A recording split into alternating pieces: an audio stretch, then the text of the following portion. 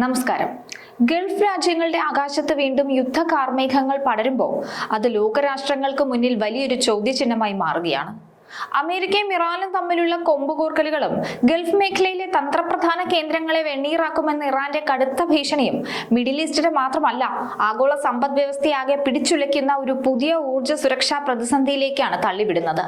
വിപണിയിലെ കനത്ത അനിശ്ചിതത്വങ്ങൾക്കും ഇന്ധന വിലക്കയറ്റത്തിനും പുറമെ ഗൾഫ് നാടുകളിൽ ജീവിക്കുന്ന ലക്ഷക്കണക്കിന് പ്രവാസി മലയാളികളുടെ തൊഴിൽ സുരക്ഷിതത്വവും ജീവന്റെ സുരക്ഷയും ഒരുപോലെ ആശങ്കയിലാവുകയാണ്.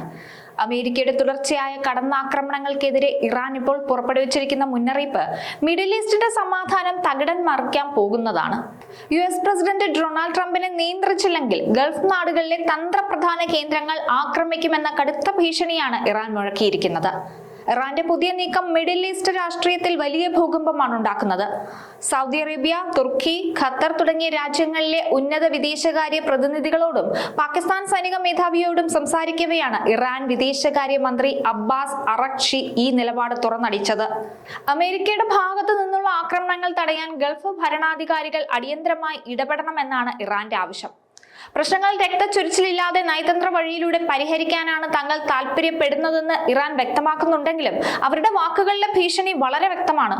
ട്രംപിന്റെ നയങ്ങൾ മാറാൻ ഗൾഫ് രാജ്യങ്ങൾ സമ്മർദ്ദം ചെലുത്തിയില്ലെങ്കിൽ മേഖലയിലെ എണ്ണപ്പാടങ്ങളും സുപ്രധാന അടിസ്ഥാന സൗകര്യങ്ങളും വലിയ ആക്രമണങ്ങൾക്ക് ഇരയാകുമെന്ന ആശങ്ക ശക്തമായിട്ടുണ്ട്.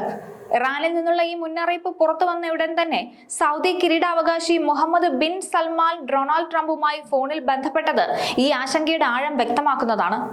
സുരക്ഷാ മുൻകരുതലുകളുടെ ഭാഗമായി മേഖലയിലെ രാജ്യങ്ങൾ നയതന്ത്ര ചർച്ചകൾ സജീവമാക്കിയിട്ടുണ്ടെങ്കിലും സാഹചര്യം ഇപ്പോഴും അതീവ ഗുരുതരമായി തന്നെ തുടരുകയാണ്. ലോകരാഷ്ട്രങ്ങൾ ആകാംക്ഷയോടുകൂടിയും ഭയത്തോടുകൂടിയുമാണ് ഈ പുതിയ സംഭവ വികാസങ്ങളെ നോക്കിക്കാണുന്നത്. അമേരിക്കയും ഇറാനും തമ്മിലുള്ള ഈ തർക്കം ഓഹരി വിപണികളെയും ഇന്ധന വിലയെയും സാരമായി ബാധിക്കാൻ പോകുന്നതാണ്.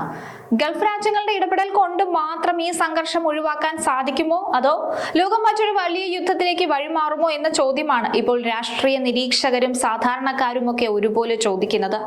വരും ദിവസങ്ങളിലെ നയതന്ത്ര നീക്കങ്ങൾ മിഡിൽ ഈസ്റ്റിന്റെ ഭാവി തന്നെ നിർണ്ണയിക്കുമെന്ന് ഉറപ്പാണ്. ലോകരാഷ്ട്രങ്ങൾ ആകാംക്ഷയുടെയും ഭയത്തോടു കൂടിയുമാണ് ഇതെല്ലാം നോക്കിക്കാണുന്നത്. ആയുധങ്ങൾ മാറ്റിവെച്ച് സംഭാഷണത്തിലൂടെ പരിഹാരം കാണാൻ അന്താരാഷ്ട്ര സംഘടനകൾ തുടർച്ചയായി ആഹ്വാനം ചെയ്യുന്നുണ്ടെങ്കിലും ഇരുപക്ഷത്തിന്റെയും കടുപ്പമേറിയ നിലപാടുകൾ വെല്ലുവിളിയാകുന്നു.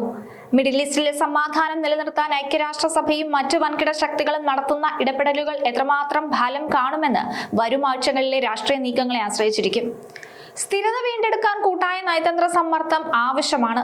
അമേരിക്കയും ഇറാനും തമ്മിലുള്ള സംഘർഷങ്ങളും ഗൾഫ് മേഖലയിൽ ഉണ്ടാവുന്ന യുദ്ധഭീഷണിയും ലക്ഷക്കണക്കിന് പ്രവാസി മലയാളികളെയും അവരുടെ കുടുംബങ്ങളെയും പല രീതിയിലാണ് ബാധിക്കുന്നത്. ഇത് കൂട്ടപ്പിരിച്ചുവിടലുകൾക്കും പുതിയ തൊഴിലവസരങ്ങൾ കുറയുന്നതിനും ഒക്കെ കാരണമാകും. ഗൾഫ് നാടുകളിലെ തന്ത്രപ്രധാന കേന്ദ്രങ്ങൾക്കും എണ്ണപ്പാടങ്ങൾക്കും നേരെ ആക്രമണ ഭീഷണി ഉയരുന്നത് അവിടെ താമസിക്കുന്ന പ്രവാസികളിൽ മാനസികമായ ആഘാതമുണ്ടാക്കും. സ്വന്തം സുരക്ഷയെക്കുറിച്ചുള്ള ആശങ്ക കുടുംബാംഗങ്ങളെയും ബാധിക്കും.